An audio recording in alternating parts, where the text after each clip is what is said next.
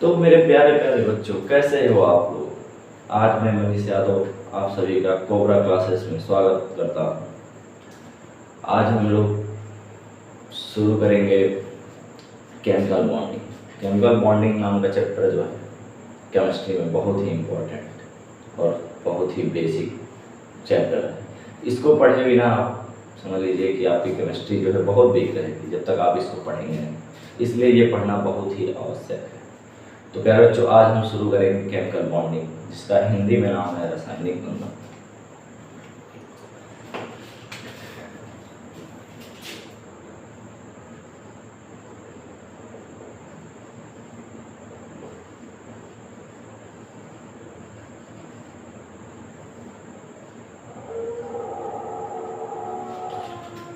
सबसे पहले हम लोग जानेंगे कि संसार में जितनी भी चीज़ें हैं, चाहे वो जो कुछ हो, चाहे हम हो, आप हो, कोई भी हो, सबके सब अपने आप को स्टेबल बनाना चाहते हैं। स्टेबल का मतलब होता है स्थायी बनाना चाहते हैं।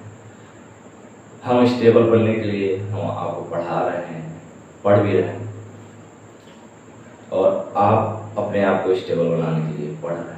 रेगुलर मेहनत पे मेहनत किए जा रहे हैं कि आपकी कहीं सरकारी जॉब लग जाए। आप स्टेबल कैसे होंगे? आपकी जॉब लग जाएगी, आपकी शादी हो जाएगी, आप सेटल हो जाएंगे, आप स्थायी हो जाएंगे। अभी आप भटक रहे हैं जॉब की तलाश में, ठीक है। इसी तरह तत्व, परमाणु, यौगिक, ये सारे के सारे अपने आप को क्या बनाना चाहते हैं? स्थायी बनाना चाहते हैं। और इस स्थायी को बनाने के लिए इनको कुछ नियम का पालन करना पड़ता है, जैसे अष्टक नियम। पहला नियम है अष्टक नियम, ऑक्टेट रूल। आपको मैंने सुना होगा ऑक्टेट रूल। कौन सा? Octet rule. ऑक्टेट रूल का मतलब होता है बच्चों कि प्रत्येक परमाणु तत्व अपने पास जो है 8 इलेक्ट्रॉनों को रखना चाहता है। कितने इलेक्ट्रॉनों को रखना चाहता है? 8 इलेक्ट्रॉनों को रखना चाहता है, ठीक। चाहे जो कुछ भी हो, चाहे जो परमाणु हो, सब के सब अपने पास 8 इलेक्ट्रॉनों को रखना चाहते हैं। 8 इलेक्ट्रॉन रखने के बाद वो अपने आप को स्थायी बताते हैं। स्थायी जैसे कार्बन है। एक हम एग्जाम्पल लेते हैं। सबसे पहले एग्जाम्पल में ले लेते हैं, जैसे हमारा NaCl, ठीक है। अब NaCl, Na में जो अगर अलग अलग इनको देखा जाए तो Na का इलेक्ट्रॉनिक कॉन्फ़िगरेशन जो होता है 2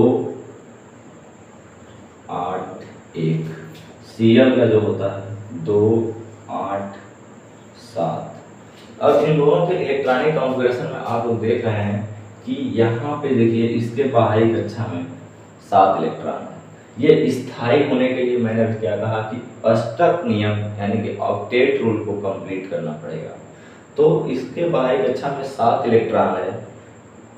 अब ये इसको कितने इलेक्ट्रॉन चाहिए अष्टक नियम पूरा करने के लिए? तो मात्र 1 इलेक्ट्रॉन चाहिए, एक।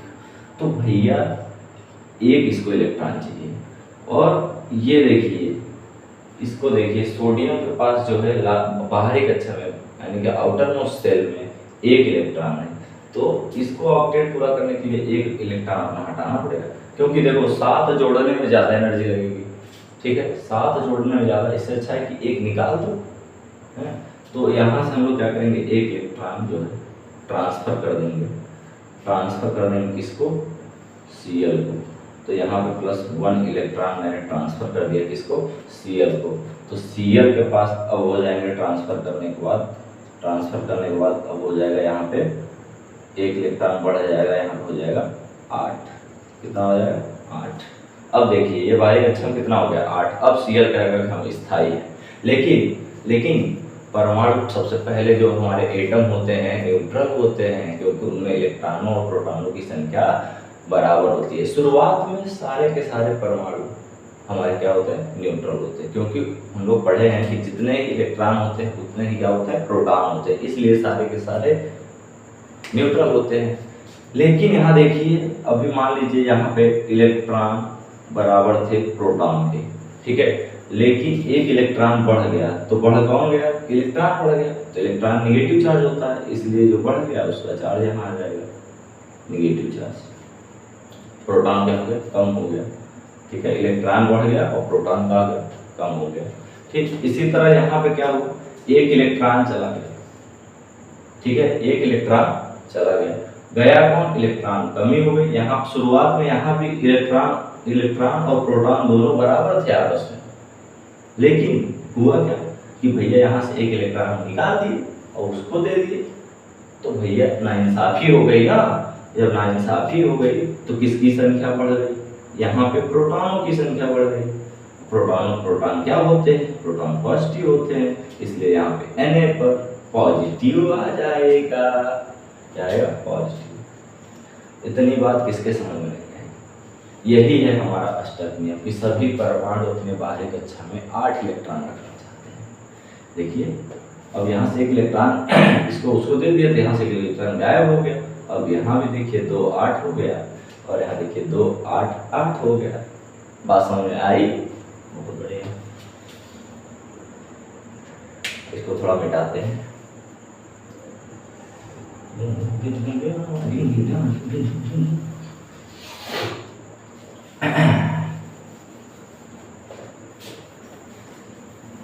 अष्टक नियम समझने के बाद प्यारे बच्चों, अब हम समझेंगे कि संयोजकता क्या होता है।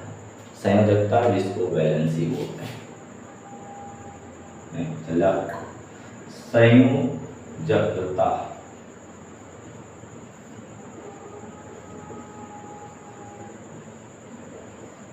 वैलेंसी। संयोजकता क्या होता है? किसी भी परमाणु के बाहरी कक्षा में जितने इलेक्ट्रॉन होते हैं वो संयोजकता होती है। तत्वों के जो हमारे एलिमेंट होते हैं उनके जो है संयोजन करने की क्षमता को ही संयोजकता कहेंगे या वैलेंसी कहेंगे, ठीक है। जैसे मैं कह दूं, और एक बात प्यारे बच्चों बहुत इंपॉर्टेंट है कि जो भी परमाणु हैं वो जो अष्टक नियम पूरा करेंगे वो अपने पास के अक्रिय तत्वों के अष्टक नियम को पूरा करेंगे, ठीक है। लेकिन हीलियम को छोड़ के, हीलियम क्योंकि अष्टक नियम पूरा नहीं करता है, वो डुप्लेट कंप्लीट करता है। क्या कंप्लीट करता है? डुप्लेट। वो ऑक्टेट नहीं कंप्लीट करता है, वो डुप्लेट कंप्लीट करता है। डुप्लेट का मतलब होता है द्विक नियम, क्योंकि हीलियम के बाहरी कक्षा में आउटर मोस्ट शेल में सिर्फ और सिर्फ 2 इलेक्ट्रॉन पाए जाते हैं। तो जैसे हमारा लिथियम है, तो मैं कह दूं लिथियम की संयोजकता यानी कि वैलेंसी कितनी होगी, तो लिथियम का इलेक्ट्रॉनिक विन्यास सबसे पहले लिखेंगे, इलेक्ट्रॉनिक कॉन्फ़िगरेशन 2 और 1, यानी कि इसके बाहरी कक्षा में 1 इलेक्ट्रॉन है और ये अपने पास के अक्रिय तत्व इनर्ट गैस का इलेक्ट्रॉनिक विन्यास प्राप्त करना चाहेगा। और इसके पास कौन होता है? हीलियम होता है। हीलियम के बाहरी कक्षा में कितने इलेक्ट्रॉन? 2। तो इसको 2 करने के लिए कितने इलेक्ट्रॉन की जरूरत है? 1। यहाँ पे इसकी संयोजकता कितनी है? वैलेंसी 1 है, वैलेंसी 1। बात समझ में? इसी तरह कार्बन, वैलेंसी निकालना बहुत सरल है, बहुत आसान है। जैसे हम डायरेक्ट कह देंगे जिनके आउटर मोस्ट सेल में, जिन परमाणुओं के आउटर मोस्ट सेल में अगर 4 या 4 से कम इलेक्ट्रॉन होंगे, 4 या 4 से कम इलेक्ट्रॉन होंगे, उसकी वैलेंसी वही हो जाएगी। लेकिन जिनमें जिन इलेक्ट्रॉनों के आउटर मोस्ट सेल में, जिन परमाणुओं के आउटर मोस्ट सेल में 4 या 4 से अधिक होगा, इलेक्ट्रॉनों की संख्या अगर 4 या 4 से अधिक है, 4 या 4 से अधिक है, यहाँ 4 में करके 5 कर लीजिए, 5 या 5 से अधिक है, उसको जो है 8 से माइनस कर देंगे।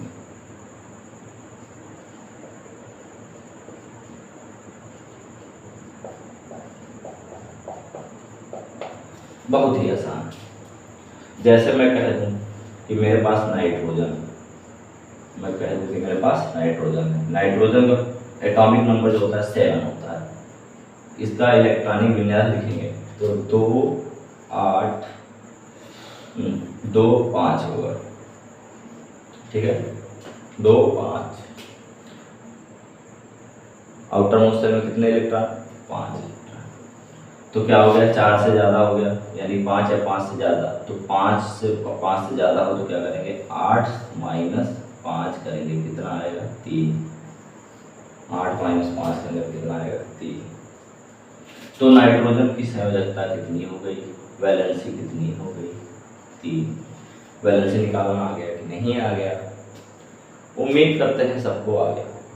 अगर नहीं आया तो एक बार फिर से सुनिए कि अगर किसी परमाणु के आउटर मोस्ट शेल में अगर 4 तक इलेक्ट्रॉन है, मान लो 1 2 3 4 इलेक्ट्रॉन है, यहाँ तक इलेक्ट्रॉन अगर 1 है तो उसकी संयोजकता 1 हो जाएगी, 2 है तो 2 हो जाएगी, 3 है तो 3 हो जाएगी, 4 है तो 4 हो जाएगा।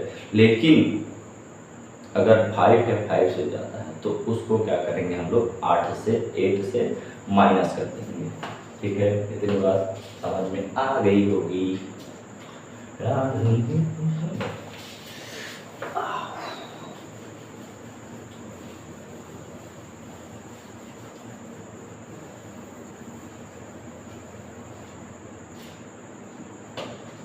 कुछ और हम लोग लेते हैं और उसकी संयोजकता निकालने की कोशिश करते हैं। चलिए, कार्बन, ऑक्सीजन, क्लोरीन, ठीक है, मैग्नीशियम, क्लोरीन, इन चारों के क्या होते हैं। तो सबसे पहले देखेंगे कार्बन का इलेक्ट्रॉनिक कॉन्फ़िगरेशन। कार्बन का होता है 2 4, आउटर मोस्ट शेल में 4 इलेक्ट्रॉन, इसलिए इसकी वैलेंसी 4 ही होगी। यहाँ पे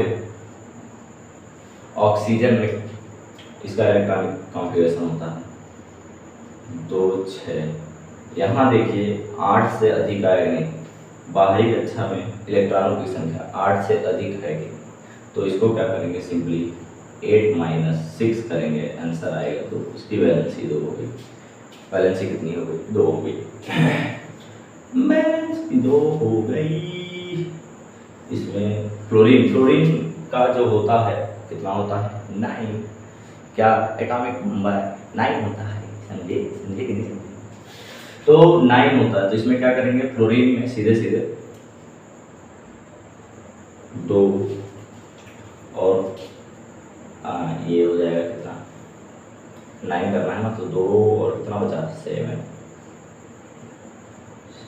ये हो गया 9, हो गया कि नहीं हो गया? क्योंकि सेकंड में 8 इलेक्ट्रॉन रह सकते हैं ना, तो 7 आ गई। और यहाँ पे इसकी वैल्यू 8 माइनस 1 कितना, 8 माइनस 7 1 आ गया। मैग्नीशियम का अगर इलेक्ट्रॉनिक विन्यास करें तो 2 8 2, क्योंकि इसका जो इलेक्ट्रॉनिक जो एटॉमिक नंबर होता है वो कितना होता है, तो 12 होता है। कितना होता है, 12 होता है। 8 2 10 2 12।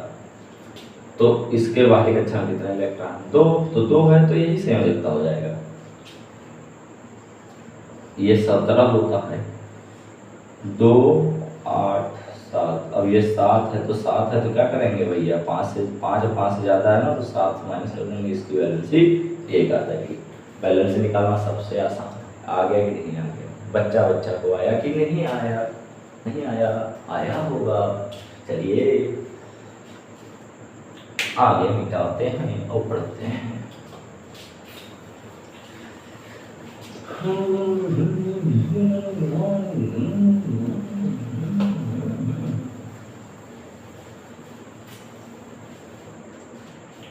आगे हम बात करेंगे संयोजी इलेक्ट्रॉन क्या होते हैं, बैलेंस इलेक्ट्रॉन।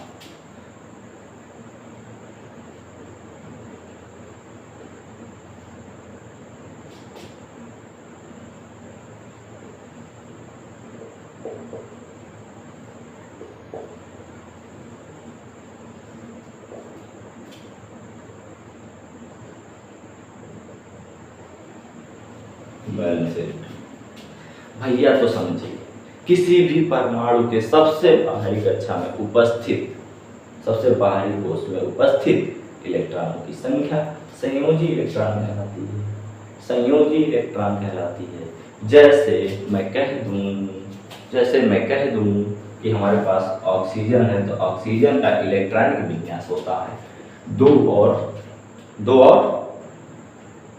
6, क्योंकि इसका एटॉमिक नंबर होता है 8 है। आज मार्कर भी धोखा देगा, कोई बात नहीं, अगले दिन हम नवा मार्कर खरीद के लाओ। तो 8, 2 और 6 ये है ऑक्सीजन। इसके बाहरी कक्षा में कितने इलेक्ट्रॉन बताइए? अरे आप बताइए, हम तो बताएंगे। इसके बाहरी कक्षा में 6 इलेक्ट्रॉन, 6 इलेक्ट्रॉन दिख रहा कि नहीं दिख रहा? 6 इलेक्ट्रॉन दिख रहा है कि नहीं दिख रहा? दिख रहा होगा। अब भैया यही तो है हमारे संयोजी इलेक्ट्रॉनों की संख्या, इसी को बोलेंगे संयोजी इलेक्ट्रॉन। क्या बोलेंगे? संयोजी इलेक्ट्रॉन, बैलेंस इलेक्ट्रॉन बोलेंगे। अब भैया संयोजी इलेक्ट्रॉन हमारे पास 2 होते हैं, 2 टाइप के हैं। कितने टाइप के संयोजी इलेक्ट्रॉन हैं? 2 टाइप के इलेक्ट्रॉन हैं। जैसे मेरे पास पहला है जिसको बोलते हैं bonding electron, bonding valency electron, ये है पहला, ठीक है। दूसरा है नॉन बॉन्डिंग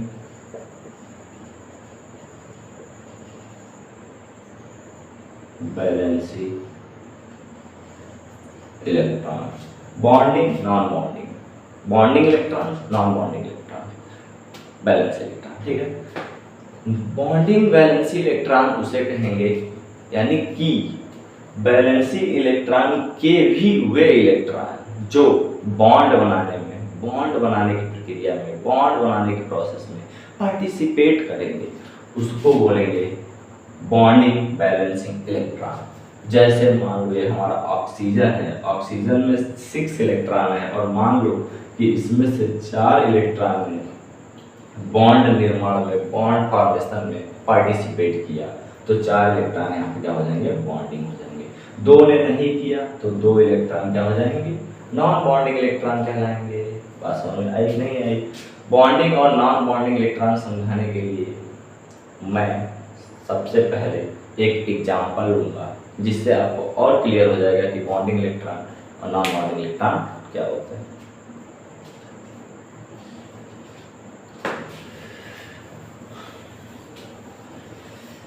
पढ़ना बहुत ध्यान से, नहीं हो जाएगा लफड़ा, समझे कि नहीं समझे? केमिस्ट्री बहुत आसान होती है, बस उसको समझने की ज़रूरत है, बहुत आसान होती है, उसे समझने की ज़रूरत है। चलिए समझिए, कहाँ से शुरुआत क्या करने जाते हैं? हाँ, बॉन्डिंग और नॉन बॉन्डिंग समझने जाते हैं। एक एग्जाम्पल ले रहे हैं, जैसे हमारे पास है CH3OH। अगर इसका हम लोग बनाए संरचना, अब ये संरचना कैसे बनाना है, लुईस डॉट स्ट्रक्चर क्या होता है, इस सब की बात हम लोग धीरे धीरे करेंगे, लेकिन फिलहाल के लिए समझना अभी ऐसे ही समझ जाओगे, आसान है, ठीक है। ऐसे तो कार्बन, उससे अटैच हाइड्रोजन, 3 हाइड्रोजन, एक ऑक्सीजन भी डायरेक्टली अटैच और एक हाइड्रोजन। बताओ, कार्बन के आउटर मोस्ट सेल में 4 इलेक्ट्रॉन, तो वैलेंसी 4, 1 2 3 4। ऑक्टेट कंप्लीट करना है कार्बन को, ऑक्टेट कंप्लीट करना है, तो 4 है और 4 और चाहिए, 4 है और 4 और चाहिए। तो ये वाला ऑक्सीजन क्या करेगा? ये वाला ऑक्सीजन भैया ये इसको 1 दे देगा, ठीक है। लेकिन ऑक्सीजन के पास देखिए, ऑक्सीजन के पास कितने इलेक्ट्रॉन होते हैं आउटर मोस्ट सेल में? 6 इलेक्ट्रॉन होते हैं। लिखना आपको 6 भी पड़े, पूरे 6 के 6 दिखाने पड़ेंगे। 2 2 2 4 5, ठीक है, 5 अभी एक और बचा, तो इधर भी 6। ये हो गया पूरा 6 इलेक्ट्रॉन किसके? ऑक्सीजन के। ऑक्सीजन को भी ऑक्टेट कंप्लीट करना है, तो इसके पास 6 है, कितने चाहिए? 2 चाहिए, तो एक कार्बन से लेगा और एक किससे लेगा? हाइड्रोजन से। एक लिया कार्बन से और एक लिया हाइड्रोजन से, ठीक है। तो एक एक इलेक्ट्रॉन यहाँ पे साझा किया। कार्बन, देखो कार्बन को भी तो 4 आवश्यकता है, तो एक इस ऑक्सीजन से ले लिया, ऊपर हाइड्रोजन से भी ले लेगा, हाइड्रोजन से ले लिया, यहाँ इस वाले हाइड्रोजन से ले लिया, यहाँ इस वाले हाइड्रोजन से ले लिया। अब देखो कार्बन के पास 8 हो गया कि नहीं, ये तो ऑक्टेट कंप्लीट हो गया। 2 2 4 2 6 2 8, कार्बन का जो है ऑक्टेट कंप्लीट हो गया, ठीक है। हाइड्रोजन ऑक्टेट कंप्लीट नहीं करता, ये डुप्लेट कंप्लीट करता है। क्यों? क्योंकि हाइड्रोजन किस इनर्ट गैस के पास है, हीलियम के पास है। तो हीलियम हमेशा हम बताया है भैया कि जो परमाणु है, जो कोई भी परमाणु है, वो अपने पास, अपने नज़दीकी इनर्ट गैस का जो है इलेक्ट्रॉनिक विन्यास प्राप्त करना चाहेगा, ठीक है, जो कि स्थायी होते हैं। तो हीलियम का इलेक्ट्रॉनिक विन्यास प्राप्त कर लेगा, यानी कि इसको जो है 2 इलेक्ट्रॉन चाहिए बारीक अच्छा, तो 2 हो जाएंगे कि नहीं हो जाएंगे। एक 2 कार्बन से ले लिया, कार्बन को दिया भी है, कार्बन से लिया भी, मतलब दोनों ने क्या किया, साझेदारी की। क्या किया? साझेदारी किया, शेयरिंग की है। तो यहाँ पे एक बॉन्ड बनेगा हाइड्रोजन और कार्बन में एक बॉन्ड यहाँ बनेगा। एक एक इलेक्ट्रॉन की साझेदारी हुई है, इसलिए एकल बंध बनेगा। एक एक इलेक्ट्रॉन की जब साझेदारी से बंध बने तो उसको बोलते हैं एकल बंध। अब ये भी पढ़ाया जाएगा।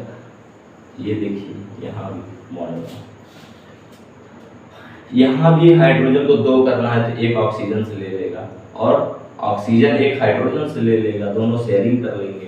क्योंकि ऑक्सीजन कितने चाहिए, 2 ही तो चाहिए थे, इसके पास 6 तो ऑलरेडी होते हैं। ऑक्सीजन के 2 और 6 होता है, 6 तो ऑलरेडी होते हैं, कमी कितने की है, 2 की। तो 2 कौन देगा, एक ये वाला हाइड्रोजन दिया, एक ये वाला कार्बन दिया, 2 हो गया, ठीक है। अब देखो ऑक्सीजन का मामला देखो, ऑक्सीजन में जो है 6 इलेक्ट्रॉन थे, एक इलेक्ट्रॉन यहाँ बॉन्ड में भाग ले लिया, बॉन्ड बनाने में भाग ले लिया, पार्टिसिपेट किया। एक इलेक्ट्रॉन यहाँ पे बॉन्ड बनाने में पार्टिसिपेट किया, ठीक है। यानी कि ऑक्सीजन के 2 इलेक्ट्रॉन बॉन्ड निर्माण में भाग ले लिए, भाग गए नहीं, भाग ले लिए, यानी पार्टिसिपेट कर लिए, ठीक है। तो कितने बचे, 2 और 2 4। तो जो बॉन्ड निर्माण में पार्टिसिपेट कर लिए उन्हीं को बोलेंगे बॉन्डिंग इलेक्ट्रॉन, और जो बॉन्ड निर्माण में पार्टिसिपेट नहीं किए हैं उनको बोलेंगे नॉन बॉन्डिंग इलेक्ट्रॉन, ठीक है। जैसे यहाँ पे कार्बन के 4 इलेक्ट्रॉन थे, चारों बॉन्ड निर्माण में पार्टिसिपेट कर लिए हैं। तो यहाँ पे कार्बन के पास कोई भी नॉन बॉन्डिंग इलेक्ट्रॉन नहीं बचा, ठीक है। सारे के सारे बॉन्डिंग हो गए, सारे के सारे बॉन्ड निर्माण में पार्टिसिपेट किए, इसलिए सारे के सारे इलेक्ट्रॉन बॉन्डिंग इलेक्ट्रॉन कहलाएंगे, ठीक है। हाइड्रोजन के भी सारे के सारे पार्टिसिपेट कर लिए, इस वाले हाइड्रोजन के 1 इलेक्ट्रॉन होता है वो भी पार्टिसिपेट कर लिए। सिर्फ और सिर्फ ऑक्सीजन के 4 इलेक्ट्रॉन ऐसे हैं जो बंध निर्माण में भाग नहीं लिए हैं, इन्हीं को बोलते हैं कौन से electron, non bonding electron, non bonding electron. आज के लिए बस इतना ही रखते हैं प्यारे बच्चों। अगर समझ में आ गई हो तो लाइक, शेयर एंड सब्सक्राइब करें। बहुत बहुत धन्यवाद आपका।